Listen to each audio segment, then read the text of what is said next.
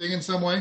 You have Yeah, a topic? I'm gonna introduce Yes. him, and then I'm gonna ask questions, which mine are all about like his kind of past career with other organizations, and then we're gonna go into like Austin's gonna go into like coronavirus and like how it's affected Sacred Heart in their athletics planning and stuff like that, and then Luukko's gonna go into the like new arena and like the structure of like hiring in an athletic department and stuff like that, and then we're gonna wrap it up at the end.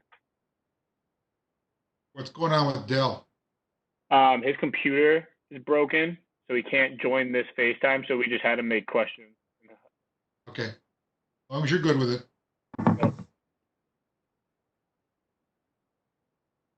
All right. Have we should I mean I guess we have a couple minutes. We'll wait till 3:05, but just in case Charlie has issues or doesn't have WebEx downloaded. Are you both going on the app right now, or are you guys using the just standard URL? The app. Yeah, I'm on the app on my laptop. Yeah, I'm on the app too. Yeah, hopefully. Oh, there he is. Nice.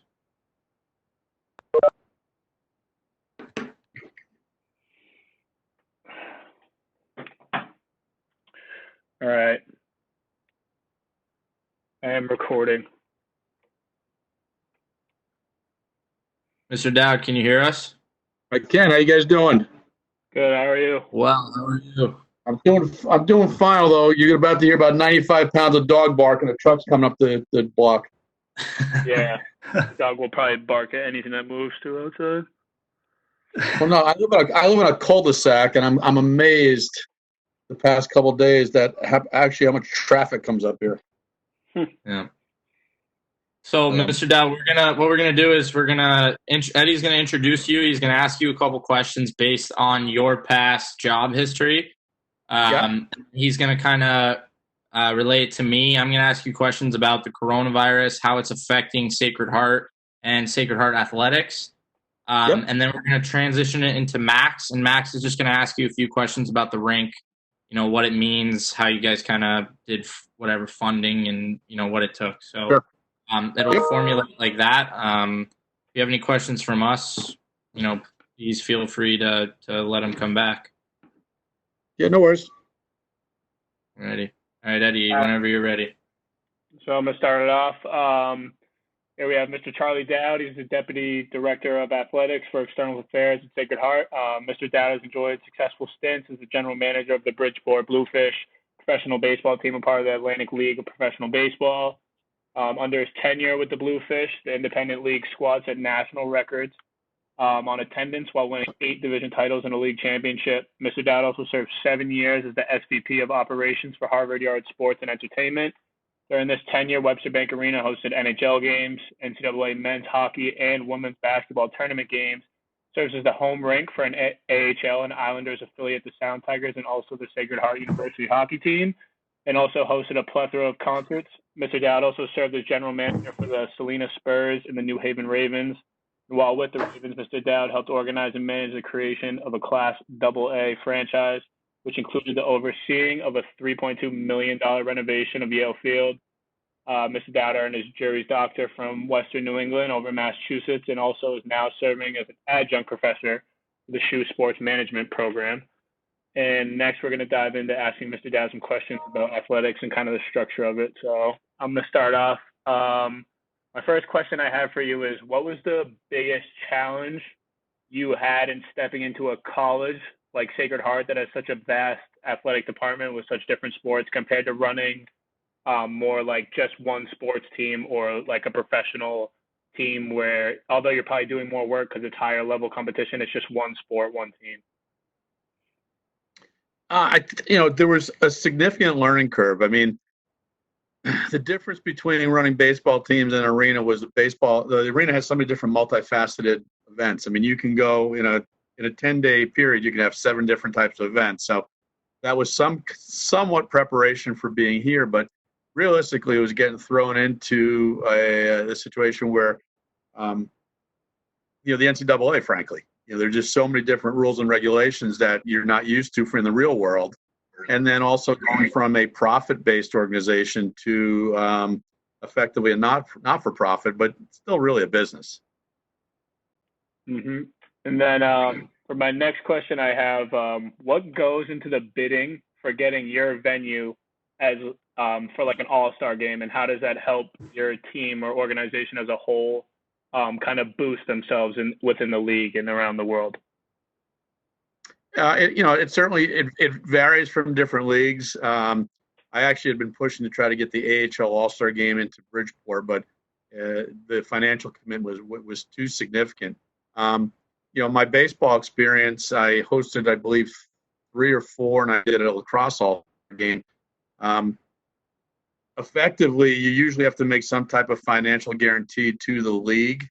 When we did the AA All-Star Game bid for New Haven, it was the last AA All-Star Game, and you had a guaranteed travel for all the other 30 teams, hotels, etc. So oftentimes what's part and parcel with the All-Star Game presentations are securing very significant sponsorship dollars, because they do cost a lot of money to put together. That being said, they generate a ton of money, and they can be a real anchor for your season, not only with sponsorships, but with tickets. If you know you're going to sell the event out, you can tie ticket packages to, hey, if you buy a 10-game package, you're guaranteed an All-Star Game. So every game that I had the pleasure of hosting, was a pretty significant financial success. The last one I did, I believe it was 2007 in Norwich. It was an Eastern League game, and we had done very well at sponsorships. Unfortunately, the game got fogged out in the bottom of the second inning after my right fielder, a kid from the Giants, almost took one to the forehead on a line drive. That being said, the game generated over $250,000. All right. And then on the topic of money, next question is, when you were overseeing that $3.2 million renovation for Yale Field, how did you and your team decide really what to do with the money, and what areas did you think would be effective to spend for the budget? So, what did you guys focus on when renovating a field? Well, bear in mind, one, that was 25, 26 years old, so unfortunately before you guys' time, but 2, not a lot of money, and we were renovating a building built in 1927 that effectively was built to host a Harvard-Yale game every other year. Yale baseball there was nothing about revenue generation that they really cared about. So the focus really was on getting up to AA standards at the time, so we could host an affiliated team, and we were with the Rockies.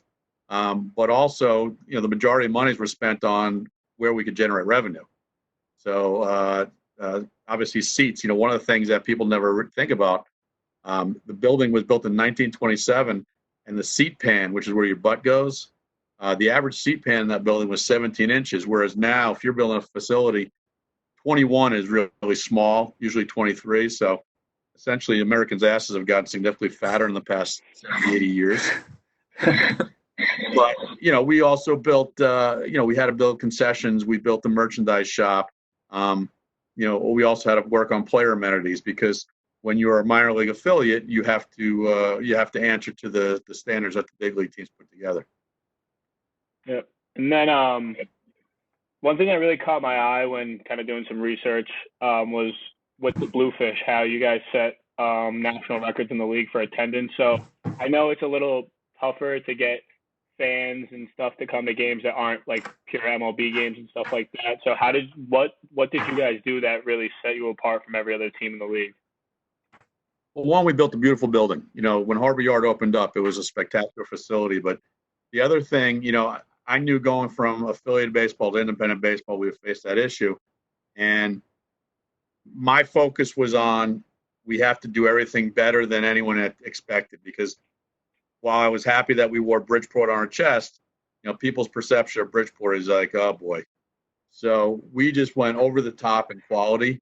And then, initially when I was calling players and agents, I usually be 10-1 outbound to inbound.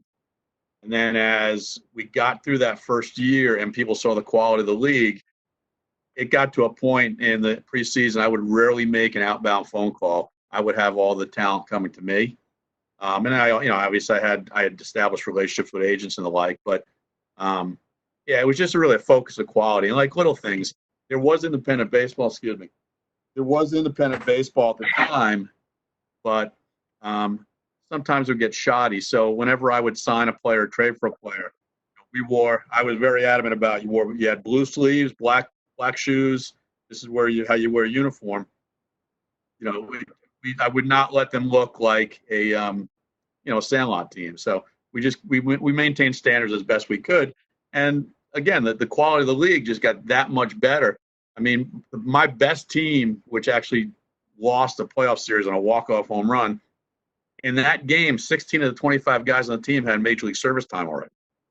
So people got to realize it was a good team. But all that being said, the other thing we did was we focused on customer service.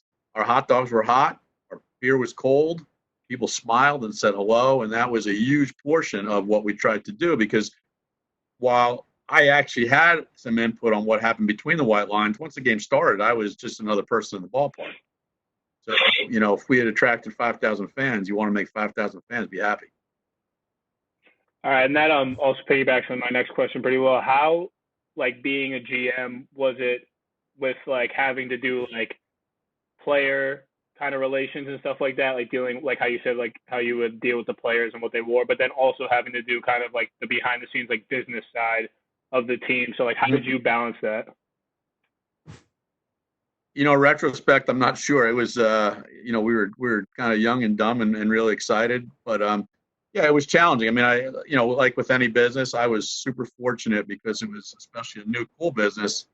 I was able to surround myself with really talented people. So, on the sales side, while I had most of the major accounts, I had a lot of good salespeople doing the work. I was able to hire a good baseball staff, but, I was able to, on both sides, baseball and business, kind of set the tone, say what I wanted, with input from the people that worked with us.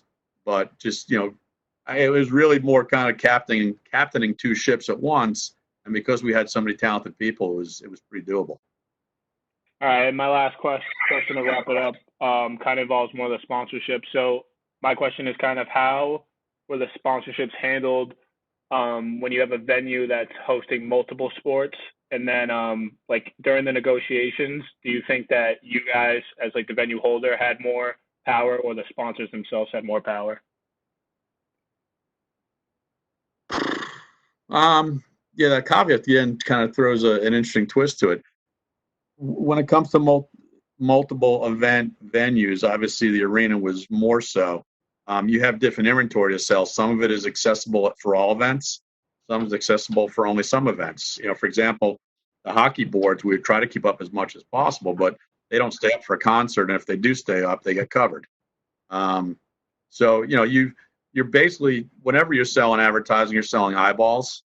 So you would have to just look at your history or your projections, and that's what you would sell. In terms of who had kind of the leverage, a lot of times it was predicated on what your history was. When we got into the arena, we took over. The arena had really kind of fallen on some rough times.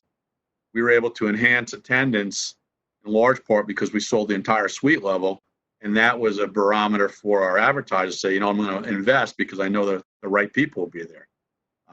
Same thing with baseball. You're selling eyeballs. So initially people were kind of, we were able to utilize relationships the first year. And after they saw what our attendance was, then we were able to go out and we were able to sell the eyeballs.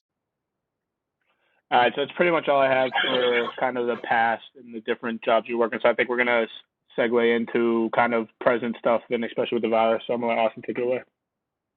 Sure. All right, Mr. Dowd. So obviously this whole coronavirus issue is not just affecting athletics, it's affecting the world. And as an NCAA athlete, as someone who, was supposed to be playing in game one the day before you had to come in and break the news to us, we kind of want to give a view for all the other people who didn't have to experience those kind of things. So, so far, what has been the biggest challenge you think for Sacred Heart Athletics based off of this coronavirus? Well, there's I'll pull back, Austin. It's more universal in the sense that the entire organization, we are facing revenue stream, either losses or cuts. I mean, when the university cleared out, then people didn't have to use their dorms. So at some point, will be people credited for their accounts moving forward.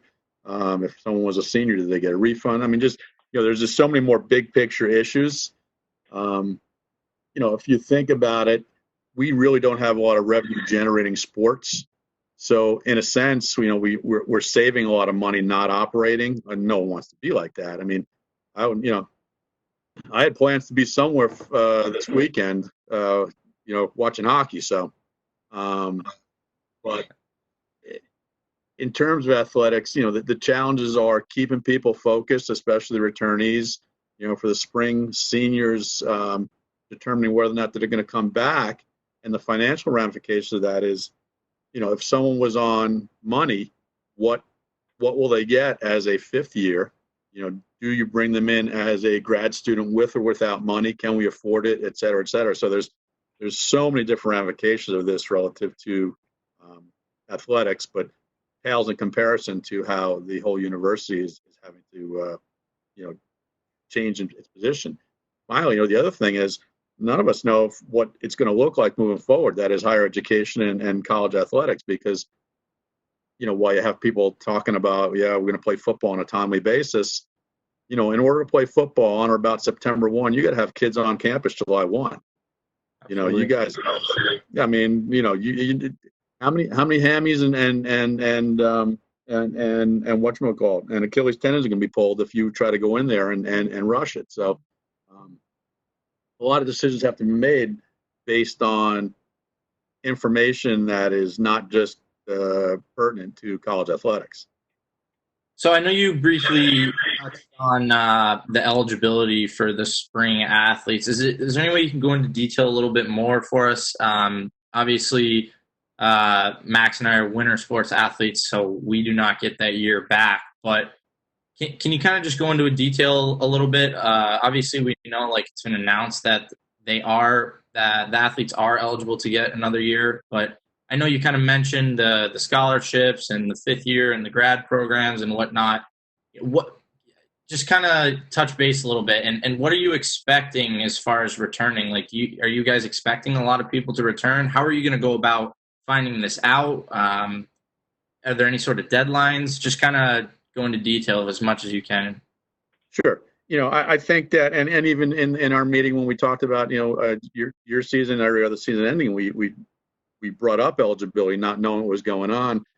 Those decisions were made at an NCAA level with some contribution from the leagues, but I think they felt that the winter sports had the majority of their season, and while championships had been canceled, it would just create insanity, frankly. Even with the spring sports, we've had every coach calling their seniors and saying, okay, what is your mindset? That being said, we, along with every other institution, have to make a decision on how and what those student athletes will get as returning grad students, et cetera, because you're capped institutionally as well as by the NCAA in some sports on scholarship monies. So if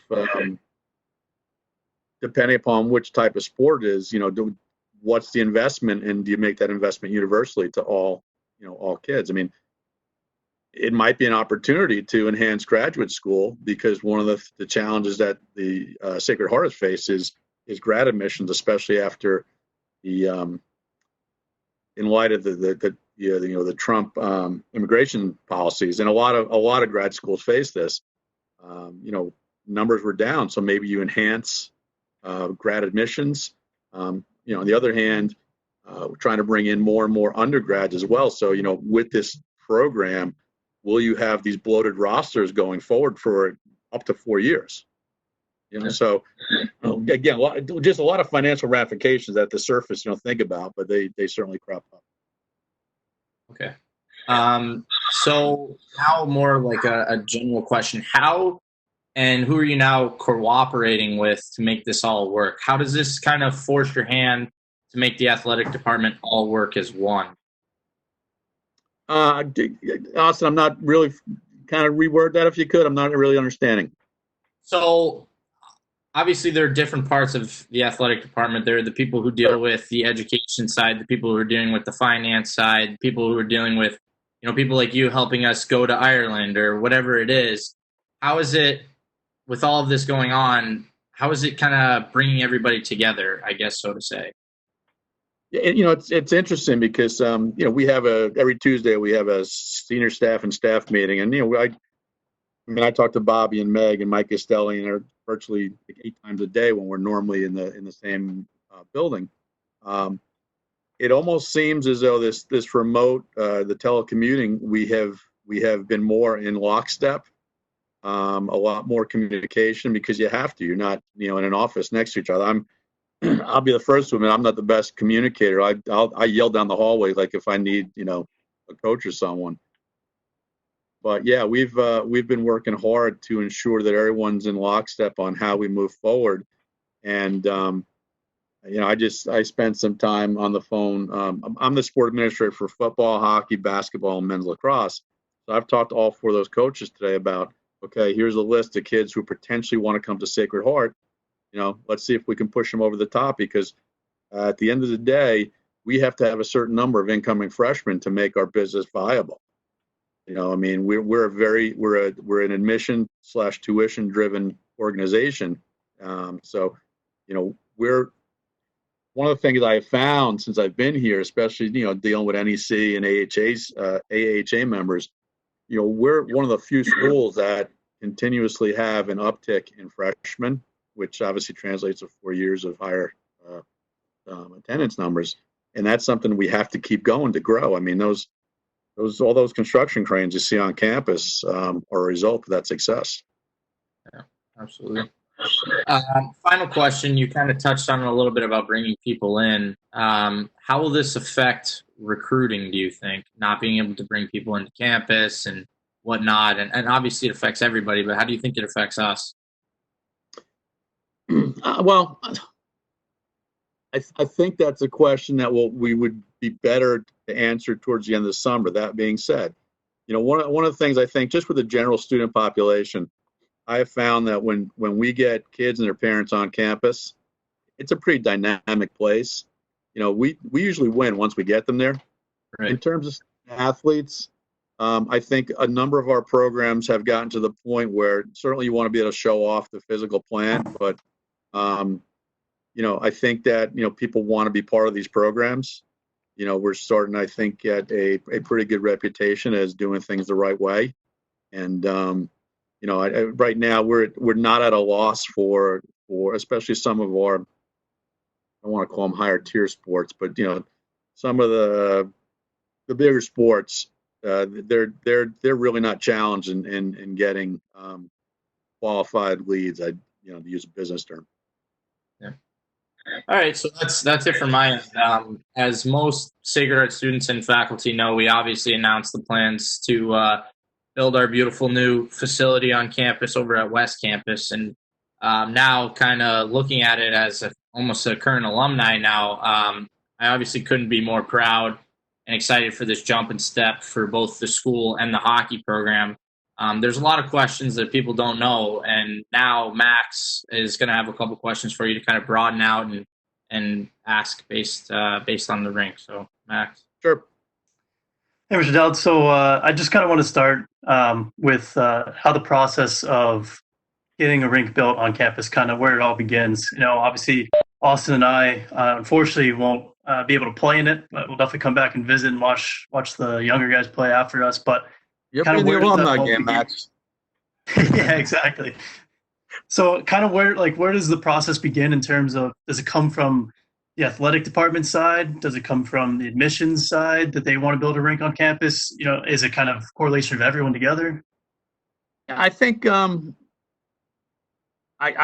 come in kind of in the middle of the process. So historically, folks at Sacred Heart, certain folks at the senior staff level have thought that hockey was an opportunity to get Sacred Heart into a national stage. At the end of the day, while our football program has been super successful, and I kid with North all the time, we're likely not going to beat Alabama in the near future. Eddie, I'm sorry about that, man. Yeah. But at the end of the day, I mean, this past year we beat BU. BU's got 5 trophies in their trophy case. Okay, so I think that is part of the mindset, and you just got to look up the Merritt Parkway at how you can transform, or how athletics can transform a small mid-major into something that has a national presence. Which at the end of the day, a hockey championship means a lot, but making Sacred Heart at people's kind of at the tip of their mindset when they're choosing where to go to college, that's the real ultimate goal. And having this beautiful hockey facility, I think, will help facilitate that. Absolutely. So the next thing I kind of want to touch on is during the process of getting a rink built on campus, kind of who are the people that need to be convinced or kind of pushed a little bit into kind of giving the okay and getting the plans going, and how does that process kind of go about? Well, it all stems from senior staff and then the trustees. I mean, at some point, folks have to put their name on $60 million of construction. So I was not privy to those meetings. I do know who the players are, and again, members of senior staff have to do the economics, and the trustees have to vote on it. And I think that there was enough support where the go ahead was given. At this point, I've not heard anything about it not happening or them slowing down, because the plan wasn't to be into the ground until probably September anyway. But it's a big step for an institution like Sacred Heart. So the decision has to be made at the very highest levels. I mean, there's still going to be detractors, and I can see their point to some extent, but I tend to take the glass half full perspective. I think this puts us on the map, not only from a hockey perspective, men's and women's, but also just a reputational type perspective. But Right. You see the benefits already. We've been talking at great lengths with SNY.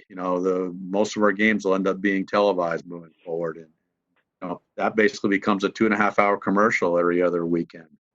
So big picture type of stuff. Gotcha. Yeah. In terms of research for the rink and choosing where it's going and what it's going to look like, how big it's going to be, were there prospective schools and other rinks in the area that you may have looked at, or kind of gotten ideas from other universities that have gone through this recently? I know Bentley just built their rink in the last couple of years, stuff like that. Yeah, if you look at my iPad, there's pictures of a ton of different rinks that I'm a big believer in this in the sports industry of that. It's a business of liars, whores, and thieves. So there's very few original ideas. You go steal the best ones and best practices, and you try to you convert them into what works for you. So we the Sacred Heart contract with JLG, which is a architectural firm based out of the Midwest, and they've pretty much become the college hockey architects. They've done 60 or so buildings, including they just opened up Colorado College, which if you get a chance to check out their website, there's a lot of similarities to our building. We've been out to North Dakota, which is kind of the flagship of college hockey. And we toured every inch of that building. I've been to Bentley. I've been to New Hampshire. We've CJ's been to a couple places and done that tour. Vermont. Just really looking for what are the best practices and how can we incorporate them to what we want to do and what we want to build our programs into. One of the big things that we had to do was adapt Title IX. So if you come and see the plans that I have, men's and women's is virtually mirrored. There, like looking at how many square feet, how many walks, or how many steps it takes to get to the weight room from the locker room, et cetera. So. Gotcha. Yeah. In terms of community and the rink involvement, obviously for our games, we want to get as many students as we can to come out and watch us play. But how will the community also be involved in utilizing the rink for once it's finished? It's certainly it's it's part of the sell to Fairfield to get the building permit. There's discussion about having a number of high schools play out of it.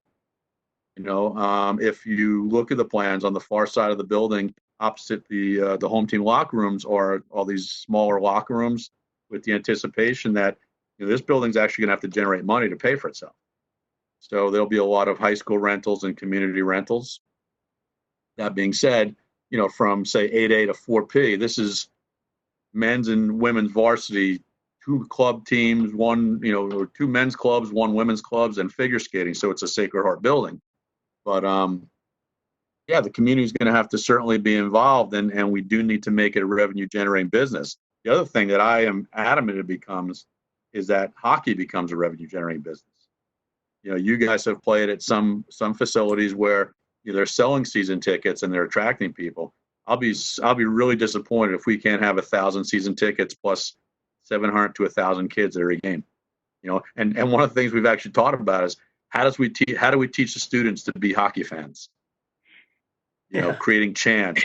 Like you guys played up in Vermont. Unfortunately, it was over the holiday break last year, but they've got like organized chants, and even when you do intros and stuff like that, it's almost like Duke basketball, where you got to have some leaders within the student community saying, okay, now it's this cheer, now it's that cheer. Yeah, absolutely. Transitioning a little bit away from the rink to just some special events. Obviously, Connecticut Ice this year was an awesome event for us and for the school, and being a part of it was Just one of the best. PS on Connecticut Ice. PS on Connecticut Ice. I will tell you, ask the SNY people who called Sacred Heart winning that 6 months before the puck dropped. That's awesome. And then, excuse me, sorry. Going into next year, we get to play in the Friendship Four. So, kind of, how does that come about in terms of the athletic department getting involved and being able to get Sacred Heart into play in these super cool invitational only events? Well, I mean, just like anything else, relationships. Hearing about the Belfast tournament and just doing a little digging and just kind of meeting and finding out what's going on, etc. And again, relationships. I mean, the Vegas trip that unfortunately just got canceled. That came out about one of our trustees is a partial owner of the Vegas Knights. And he's like, hey, you guys, I want Sacred Heart playing out there. So, one of my goals with hockey in the rink has been creating new relationships because, again, coming in as an outsider. So last year I went to the Naples meetings it was the first time an admin from Sacred Heart had gone, and I was one of the few admins to go. But it was really just trying to meet other ADs and meet coaches and the hockey administrators, so that it's an easy phone call to pick up and say, hey, I hear you're doing something cool. I'd like to be part of it. Right. Yeah, that's going to be a lot of fun next year.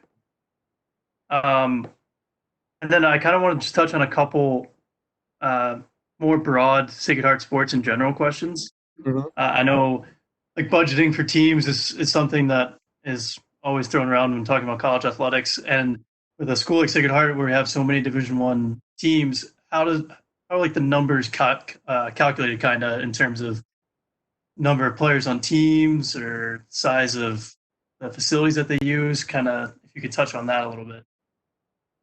Well, yeah, I mean, I think, part of look, Sacred Heart has done a phenomenal job of using athletics as a method of enhancing enrollment.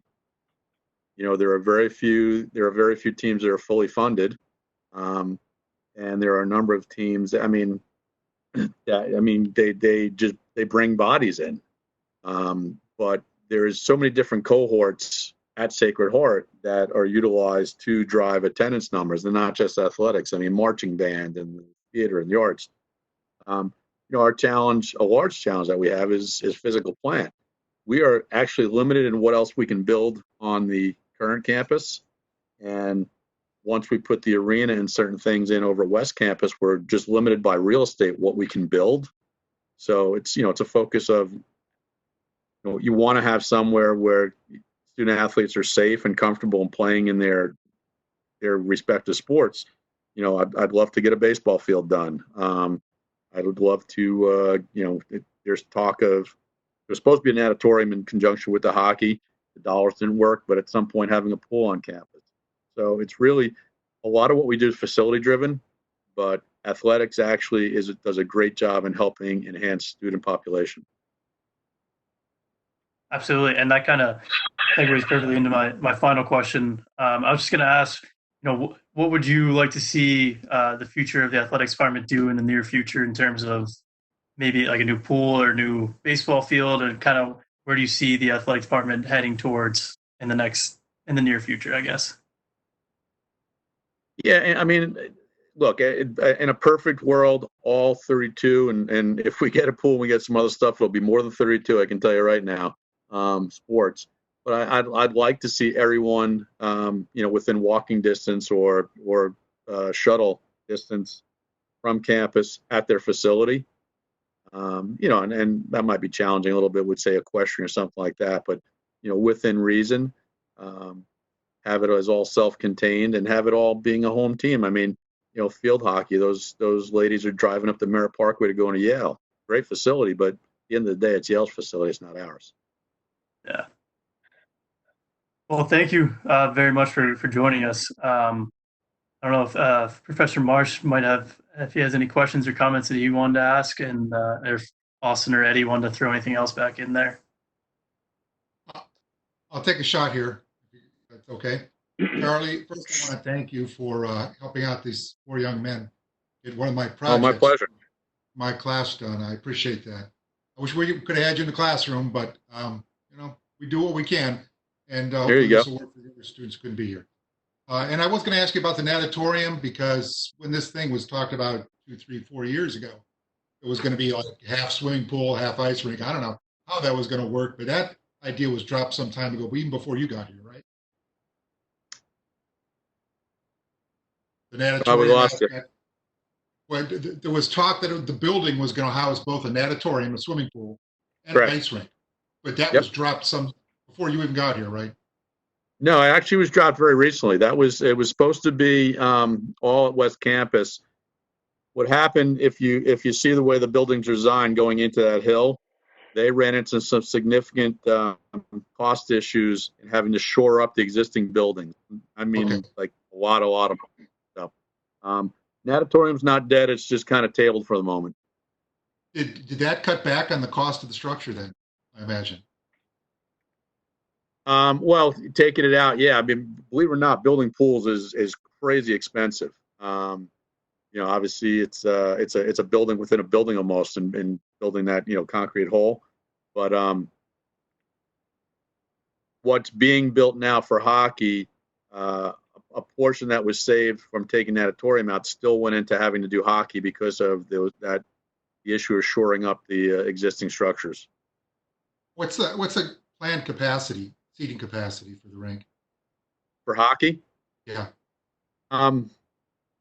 There should be about 3,000 or so seats in the bowl, plus another 500 on a suite level. So there's almost like a minimum you could do in what you've seen in college hockey. You can't go much smaller than that, can you? Yeah, I mean, if you look at a lot of leagues, they'll say they've got a printed standard of, say, 4,000 total seats. But I think it's pretty easy to get an exemption. Whether or not we choose to stay in the AHA or have some kind of aspirational goals, I think that the quality of the building will certainly defeat any pushback on capacity, because at the end of the day, it's a lot better to have, say, 3,000 seats and be able to tell someone, hey, guess what? Friday night sold out, but I got some great tickets for Sunday, than having 8,000 seats. I mean, Webster Bank Arena is a great facility, but it's too big. It's just too stinking big. Plus, it's off campus, et cetera. So, these guys playing in front of empty seats is not as much fun as playing in a small facility. So, from a rank and file perspective, far removed from the decision making, a lot of people on my level, the faculty level, kind of saw that it was there, then it went away, Then it came back like at the beginning of this year, the whole Mhm. rink approval with the board. And you were probably somewhat involved with the whole selling, the pitching of the product. Did how you pitch it have to change to kind of convert some doubt amongst the board, the decision makers, in the last go round here? Yeah, I mean, frankly, I did not get to that level. I mean, I can, I would throw bits and pieces and feed some ideas to folks, but um, there were some people that were at senior staff level and even on to the board of trustees who had wanted to make this happen, and they had the ability to carry the day. Obviously, it had to make sense, and they had to show that financially it was viable to fund this thing, but. You're talking about a process that I would bet was 10 years in the making.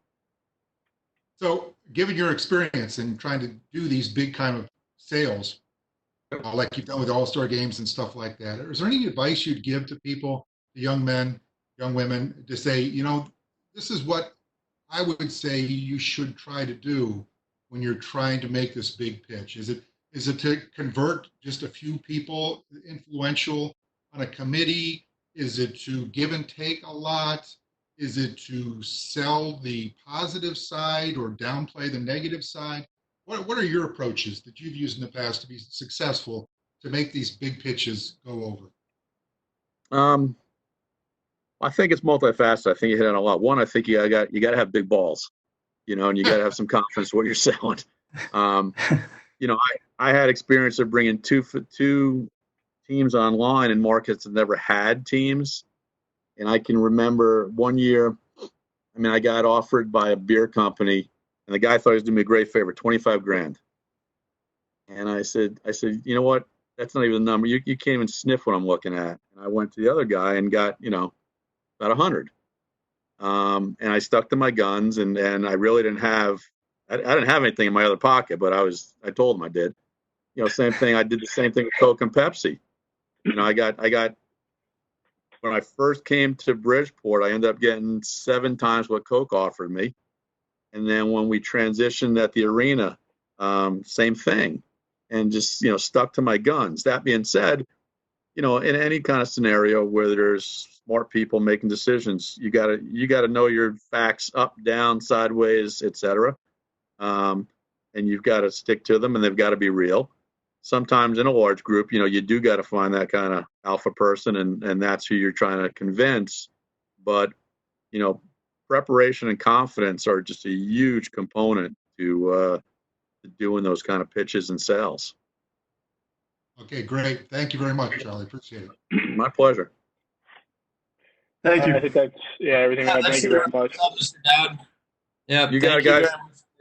Thank you very much for helping us out here. I mean, it was classwork, but I would assume for everyone else it was the same. It was enjoyable. We got to learn a lot about stuff that we're obviously interested in, being athletes and whatnot. So stay safe here, and we'll be talking soon. Yeah, never be afraid to reach out. If you have any questions about the business, I'm always happy to talk about it. Awesome. We appreciate it, Mr. Dowd. Thank you so much. We'll talk Thank you soon. very much. Thanks, guys. Be well. Thanks, Charlie. Yeah. Bye-bye. You guys did a good job. Thank you. Yeah, no problem. That was fun.